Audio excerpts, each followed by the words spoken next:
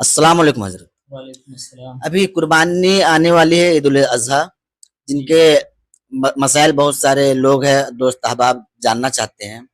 تو پہلا سوال میرا یہ ہے کہ قربانی کن کے اوپر واجب ہے؟ قربانی جس شخص پر زکوٰۃ واجب ہے اس شخص پر قربانی واجب ہے۔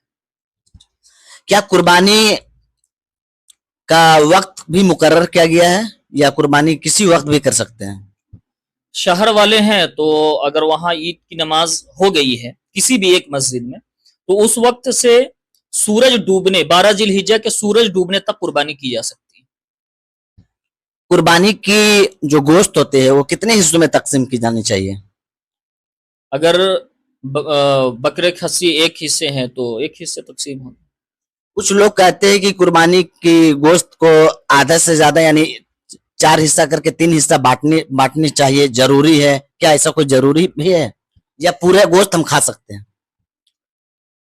عقیقہ کا جہاں تک مسائل ہے کہ عقیقہ کا آپ گوشت پورا کھا سکتے ہیں، اور قربانی یہ ثواب ہے۔ جس طرح جیسے آپ زکوٰۃ نکالتے ہیں تو زکوٰۃ کا مال جس طرح دوسروں کو غریب و محتاج کو دینا ہے، اسی طرح جب آپ قربانی کریں تو آپ جتنا کھا سکتے ہیں اتنا گوشت آپ رکھ کے باقی سارا جو ہے غریبوں میں تقسیم کر دیں۔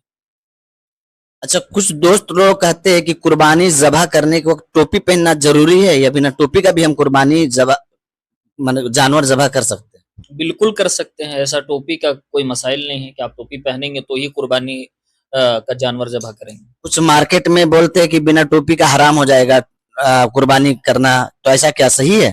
نہیں، ایسا نہیں ہے، لیکن ہاں ایک یہ ہے کہ اگر کوئی شخص جان بوجھ کر بسم اللہ پڑھنا بھول جائے یا تو جان بوجھ کر بسم اللہ ہی نہ پڑھے تو اس کا گوشت حرام ہے۔